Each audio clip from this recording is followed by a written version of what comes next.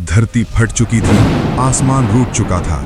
हर घर से बस कराहने की आवाज आ रही थी। गांव मौत के मुहाने पर खड़ा था। तभी एक भक्त चीखा, हे महादेव! और पूरा आकाश कांप उठा। वो गांव कभी खुशहाल हुआ करता था। खेतों में हरियाली नाचती थी, मंदिर की घंटियां सुबह शाम गूंजती थीं, लोगों के चेहरों पर संतोष था। लेकिन एक साल सब बदल गया। आसमान जैसे क्रोधित हो उठा। बादल आए ही नहीं, सूरज आग बनकर बरसने लगा। खेतों की मिट्टी पत्थर बन गई, कुएं सूखकर गहरी खाई जैसे दिखने लगे। हवा में धूल थी और गांव में निराशा।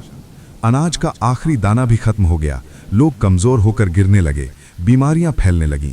हर घर में सन्नाटा और डर बस गया। रातें लंबी और भयावह हो चुकी थीं। उसी गांव में रहता था माधव, एक साधारण लेकिन अटूट विश्वास वाला शिव भक्त। उसके अपने घर में भी भूख थी, लेकिन उसके मन में विश्वास की ज्योति अभी भी जल रही थी। एक रात जब पूरा गांव अंधेरे में डूबा था, माधव लड़खड़ाते कदमों से पुराने मंदिर पहुंचा। मंदिर के भीतर सूखा पड़ा शिवलिंग था, धूल से ढका हुआ। वो गिर पड़ा और रोते हुए बोला, प्रभु, अगर मेरी भक्ति सच्ची है तो मेरे गांव को बचा लीजिए।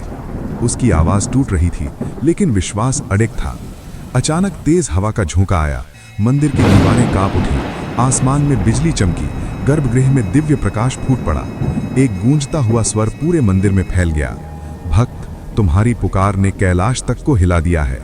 और वहां स्वयं प्रकट हुए भोलेनाथ, जटाओं में प्रवाहित गंगा, नेत्रों में अग्नि और करुणा, शरीर से निकलता दिव्य प्रकाश। उन्होंने त्रिशूल उठाया। अगले ही क्षण आसमान फट पड़ा, घनघोर वर्षा शुरू हो गई। सूखी धरती जीवन से भर उठी, कुएं भर गए, खेत फिर से हरे हो गए, बीमार लोग उठ बैठे।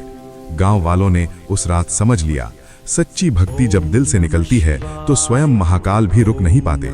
और तब से उस गांव में संकट आते ही एक ही स्वर गूंजता है, हर हर महादेव।